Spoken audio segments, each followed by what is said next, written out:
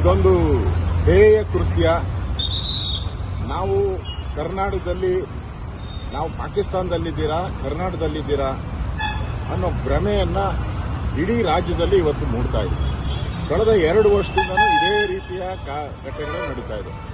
ಧರ್ಮಸ್ಥಳ ಆಯಿತು, ಚಾಮುಂಡೇಶ್ವರಿ ಆಯಿತು, ಈಗ ಮದ್ದೂರು ಕಡೆ ಈ ಗ್ಯಾಂಗ್, ಈ ತಿಮ್ರೋಡಿ ಗ್ಯಾಂಗ್ ಇದೆಯಲ್ಲ, ಅದು ಸಿದ್ದರಾಮಯ್ಯ ಸುತ್ತಕೊಂಡ್ಬಿಟ್ಟಿದ್ದಾರೆ ಗ್ಯಾಂಗ್.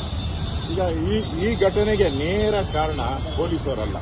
ಈ ಘಟನೆಗೆ ನೇರ ಕಾರಣ ಸರ್ಕಾರದ ಕುಮ್ಮಕ್ಕಿಲ್ಲದೆ ಈ ಘಟನೆಗಳು ನಡೀತಾ ಇದೆ. ಯಾಕೆಂದ್ರೆ ಇವರು ಕಲ್ಲು ಹೊಡಿತಾರೆ ಅಂತ ಗೊತ್ತಲ್ಲ. ಇದು ಸಾರ್ವಜನಿಕ ರಸ್ತೆ, ಗಣಪತಿ ವಿಸರ್ಜನೆ ಮಾಡೋದು ಸಾರ್ವಜನಿಕ ರಸ್ತೆ, ಇವರ ಅಪ್ಪನ ಆಸ್ತಿನ.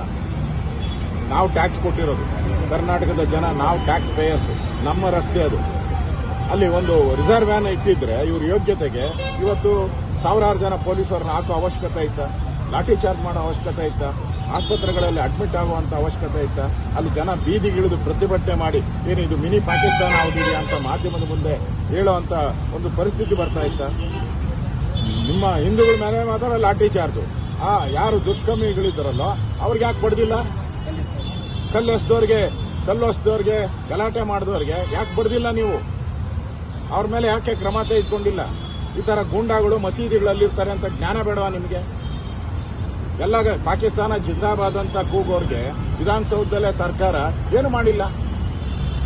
ಅದಾದ್ಮೇಲೆ ಎಲ್ಲರಿಗೂ ಶುರುವಾಯಿತು, ವಿಧಾನಸೌಧದಲ್ಲೇ ಪಾಕಿಸ್ತಾನ ಕೂಗಿದ್ಮೇಲೆ ನಮ್ಮನ್ನೇನು ಮಾಡಲ್ಲ ಅಂತೇಳಿ ಈ ಟಿಪ್ಪು ಗ್ಯಾಂಗ್ ಏನಿದೆ ಅವ್ರಿಗೆಲ್ಲ ಅನ್ಸಕ್ ಶುರುವಾಯಿತು. ಈಗ ಎಲ್ಲ ಕಡೆ ಗಲಭೆಗಳನ್ನ ಮಾಡ್ತಾ ಇದ್ದಾರೆ.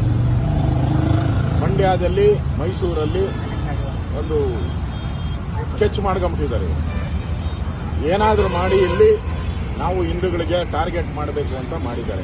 ಅದರಿಂದ ಇವತ್ತು ಡಿ.ಕೆ. ಶಿವಕುಮಾರ್ ಹೇಳಿರೋ ಹೇಳಿಕೆನು ಚಾಮುಂಡೇಶ್ವರಿ ಹಿಂದೂಗಳದಲ್ಲ ಅಂತ ಹೇಳಿದ್ರು.